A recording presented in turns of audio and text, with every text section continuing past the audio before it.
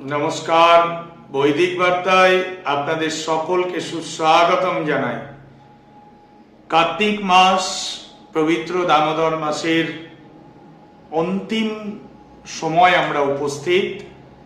আর এই পবিত্র দামোদর মাসের শেষ পবিত্র তিথি কার্তিক মাসের রাস পূর্ণিমা উৎসব। এই রাস পূর্ণিমা উৎসব সম্পর্কে আজকে বৈদিক বার্তায় একটু আপনাদের সাথে রাস পূর্ণিমার তাৎপর্য বিষয়ে আলোচনা। মূলত বৈষ্ণব ধর্মাবলম্বী মানুষদের একটি প্রধান উৎসব এই কার্তিক মাসের রাস উৎসব। ভগবান শ্রীকৃষ্ণ তার সখীদের শ্রী রাধিকা এবং রাধিকার সাথে অন্যান্য গোপিনীদেরকে নিয়ে তিনি যে বৃত্তাকার নৃত্য প্রদর্শন করেছিলেন এবং তাদের জীবনের মূল রস বা জীবনের মূল লক্ষ্য সম্পর্কে যিনি গোপিনীদের চিন্তন, মনন, দর্শন প্রদান করেছিলেন, সেই ভগবান শ্রীকৃষ্ণের পুণ্যতিথি এই রাস পূর্ণিমা।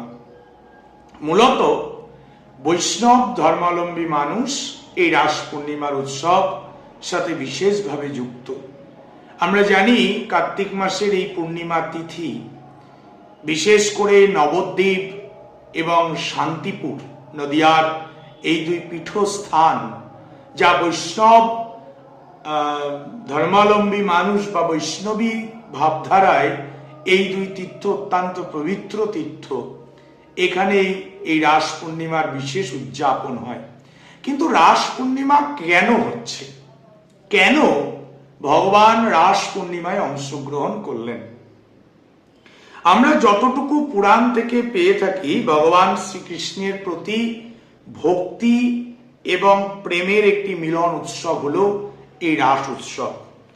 মূলত কৃষ্ণের প্রেমে মুগ্ধ হয়ে যান বৃন্দাবনের গোপিনীরা এবং তারা কৃষ্ণকে নিজের করে পেতে চেয়েছিলেন।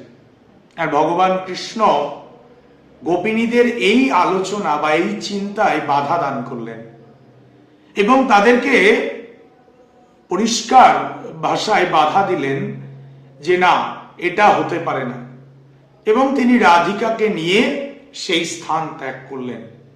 গোপিনীরা অত্যন্ত ক্রুদ্ধ হলেন যে এইরকম আমরা ভগবানকে পেতে চাইলাম, কৃষ্ণ আমাদের সাথে প্রবঞ্চনা করছে বা প্রতারণা করছে। তো পরবর্তীতে সেই গোপিনীরা রুষ্ট বা তাদের অহংকার পরবর্তীতে ভাঙে এবং তারা উপলব্ধি করেন যে হ্যাঁ, তারা যে চিন্তা ভাবনা করেছিলেন সেটা ভুল ছিল।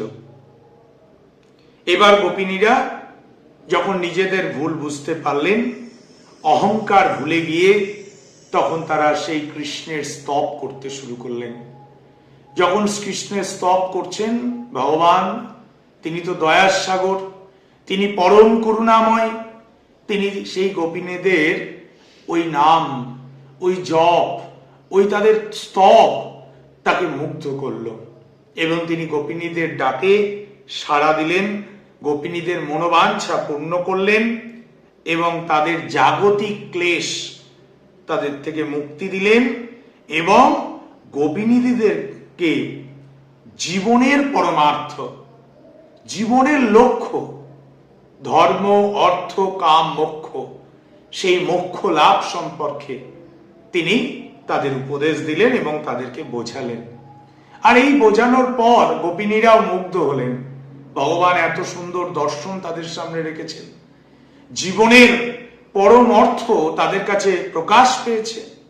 গোপিনীরা নিজেদের পরম পাওনা বা যে পরম লক্ষ্য তাতে তারা উপনীত হচ্ছে। তখন ভগবান শ্রী রাধিকাকে নিয়ে এই গোপিনীদের সহ বৃত্তাকারে নৃত্য করলেন এই পূর্ণিমা তিথিতে, যা আজও রাস পূর্ণিমা হিসাবে বিশেষ খ্যাতি অর্জন করে। মূলত চৈতন্য মহাপ্রভুর সময় থেকে বা পরবর্তী সময়েও এই রাস পূর্ণিমার বিশেষ উদযাপন বা বিশেষ তিথি পালনের একটি সমন্বয় বা একটা সাড়ম্বর চিন্তা ভাবনা লক্ষ্য করা যায়। বিশেষভাবে নদিয়ার রাজা কৃষ্ণচন্দ্র রায়বাহাদুরের হাত ধরে বা তার বদান্যতায় নবদ্বীপ এবং মায়াপুরের রাস পূর্ণিমার একটি ব্যাপক বাতাবরণ তিনি তৈরি করতে পেরেছিলেন। আর ঠিক পরবর্তী সময় আমরা যদি আজকের আলোচনা দেখি, সারা বাংলায় রাস উৎসব হচ্ছে। কোচবিহারের রাস উৎসব অত্যন্ত ঐতিহাসিক রাস উৎসব হচ্ছে। সারা বাংলার বিভিন্ন প্রান্তে গৌড়ীয় বৈষ্ণব ধর্মাবলম্বী মানুষ তারা এই রাস পূর্ণিমায় নিজেদেরকে আত্মনিয়োগ করছেন। আর ঠিক সেই রকম বৃন্দাবন, মথুরা, উড়িষ্যা, অসম, মণিপুর সর্বত্র এই গৌড়ীয় চিন্তন, কৃষ্ণ প্রেমময় চিন্তনে যারা নিজেদেরকে উজাড় করতে পেরেছেন, যারা হা কৃষ্ণ বলে নিজেদেরকে ভগবানের সাথে মিলিত করতে পেরেছেন, সেইখানকার মানুষ সারা পৃথিবীময় এই রাস পূর্ণিমার উৎসব উদযাপন হচ্ছে।